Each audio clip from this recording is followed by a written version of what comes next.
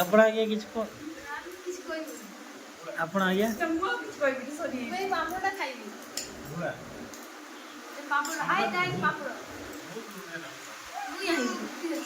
mutton ତରକାରୀଟା କିଏ କରି ନାଗିଲା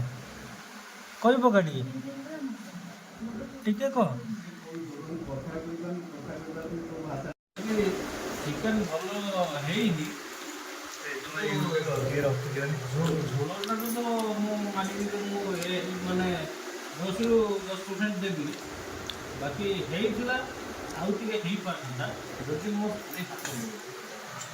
କିନ୍ତୁ ରିସ୍କ କରିବାର ବ୍ୟସ୍ତ ସେ କ'ଣ କାହାଣୀ ଖତମ ବହି ବନ୍ଦ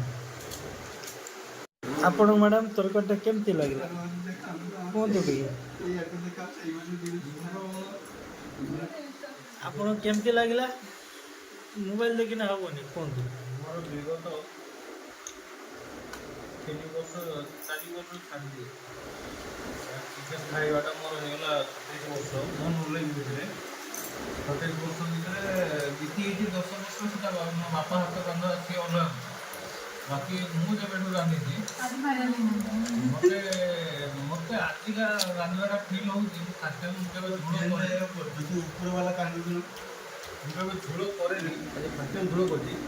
ଚିକେନ୍ର ଟେଷ୍ଟ ଏତେ ଭଲ ନୁହେଁ ବାକି ଝୋଳଟା ମୋତେ ଖାଇବା ପାଇଁ ଭଲ ଆପଣଙ୍କର ଏଇଟା ଆମେ ଜାଣିଛେ ସୁପର ବିଲ୍କା ବାକି ଟିକେ ମୋତେ ବି ଦେଲେ ଆମେ ଜାଣିପାରିବୁ ଯେ କେମିତି କ'ଣ ଆଜି ଫାଷ୍ଟ ଟାଇମ୍ ମୋତେ ଝୋଳ ହିଁ ଭଲ ବେଷ୍ଟ ହେଲା ତ ଆଉ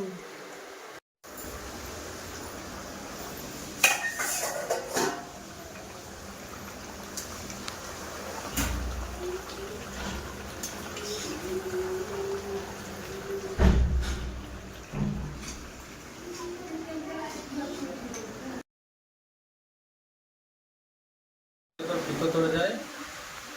ପଡ଼ିଥାଏ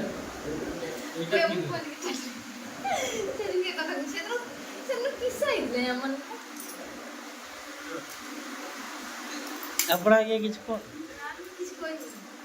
ଆପଣ ଆଜ୍ଞା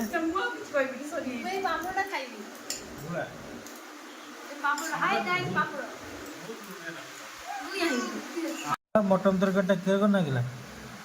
କହି ପକା ଟିକେ କହ ଚିକେନ ଭଲ ହେଇନି ଝୋଳଟାକୁ ତ ମୁଁ ମାନିବି ମୁଁ ମାନେ 10ରୁ 10% ଦେବି ବାକି ହେଇଥିଲା ଆଉ ଟିକେ ହେଇପାରିଥାନ୍ତା ଯଦି ମୋ ସ୍ତ୍ରୀ ହାତ କିନ୍ତୁ ରିସ୍କ କରିବାର ବ୍ୟସ୍ତ ସେ କ'ଣ କାହାଣୀ ଖତମ ବହି ବନ୍ଦ ଆପଣଙ୍କୁ ମ୍ୟାଡ଼ାମ୍ ତରକାରୀଟା କେମିତି ଲାଗିଲା କୁହନ୍ତୁ ଟିକେ ଆପଣଙ୍କୁ କେମିତି ଲାଗିଲା ମୋବାଇଲ ଦେଖିନା ହେବନି କୁହନ୍ତୁ ମୋର ବିଗତ 3 ବର୍ଷ 4 ବର୍ଷ ଛାଡ଼ିଦିଏ ଚିକେନ୍ ଖାଇବାଟା ମୋର ହେଇଗଲା 27 ବର୍ଷ ମୋ ନଲେଜ ଭିତରେ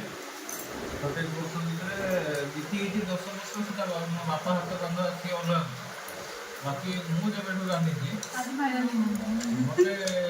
ମୋତେ ଆଜିକା ରାନ୍ଧିବାଟା ଫିଲ୍ ହେଉଛି ମୁଁ ଫାଷ୍ଟ ଟାଇମ୍ ମୁଁ କେବେ ଉପରବାଲା କାନ୍ଦି ମୁଁ